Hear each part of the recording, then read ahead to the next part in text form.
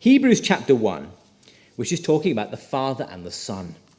It says this: God, who at various times and in various ways spoke in time past to the fathers by the prophets, has in these last days spoken to us by his Son, whom he has appointed heir of all things, through whom also he made the worlds, who being the brightness of his glory and the express image of his person, and upholding all things by the word of his power, when he had by himself purged our sins, sat down at the right hand of the majesty on high, having become so much better than the angels, as he has by inheritance obtained a more excellent name than they have.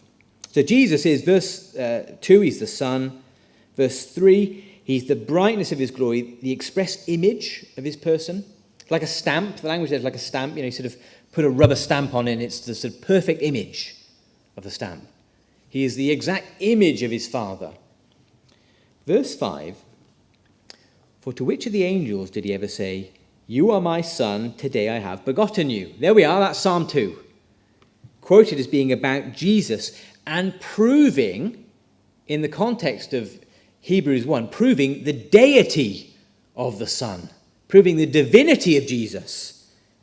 He is the Son who is begotten from the Father.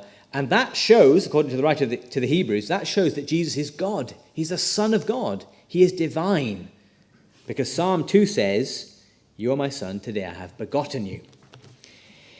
Now, at this point, you may begin to think, well, the language of fathers begetting sons doesn't automatically mean Jesus is divine. I mean, I have a son, and you don't need to be a genius to work out, I existed before my son. That's sort of how it works, isn't it? Is it true then to say that the Father existed before the Son? That would, of course, mean that Jesus wouldn't be eternal, because we would say the Father is eternal. But Hebrews 1, verse 8, thankfully says otherwise. Hebrews 1, verse 8, but to the Son, he says, your throne, O God, is forever and ever. A scepter of righteousness is the scepter of your kingdom. Your throne, O God. The writer to the Hebrews says that the Son, Jesus, the Son who is begotten from the Father, is God himself. In other words, he is the eternal God. There was never a time when the Father existed and the Son didn't exist. The Father and the Son have eternally, with the Spirit, eternally existed. And the Son is begotten.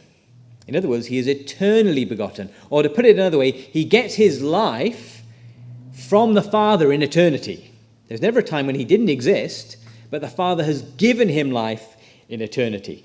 Now, you have masks on, so some of you may be asleep, some of you may be thinking, what is he talking about?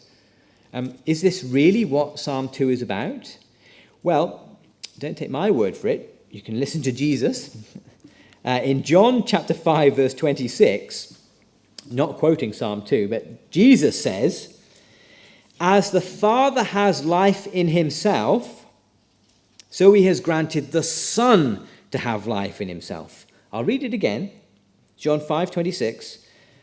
As the Father has life in himself, so he has granted the Son to have life in himself. In other words, the Father is the one who gives life to the Son. He has begotten the Son. And this language of Jesus here is talking about Father and Son. It's talking about eternal relations, not just in the incarnation. In other words, this is the Trinity here in Psalm 2. The Father is speaking words to his Son, saying that he is begotten. He receives his life from the Father. In the 20th century, a chap called Herman Bavinck said, God is an infinite fullness of blessed life. An infinite fullness of blessed life. That is what the Father is like, and it is the nature of fathers to give life to their sons, and so God in eternity has given life to his Son. He has begotten his Son. Now, this is heavy going, I can imagine. Whatever you think of God, what is it that comes into your mind as you think of God? Perhaps you think of his attributes. You think that he's all-powerful, all-knowing, all-present everywhere, that he's holy, he's majestic, he's supreme, all of those things. All of those things are true of the Father, and they are true of the Son, and they are true of the Spirit.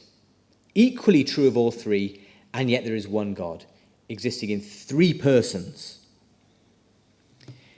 Now, I grant you, you don't really get that fully from Psalm 2, verse 7, but there is a hint of that here. You are my son.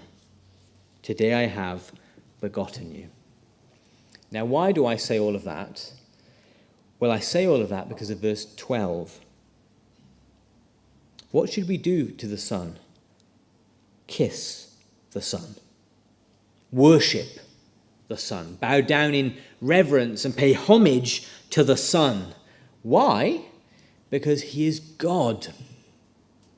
It would be blasphemy to say worship the Son if he were not God.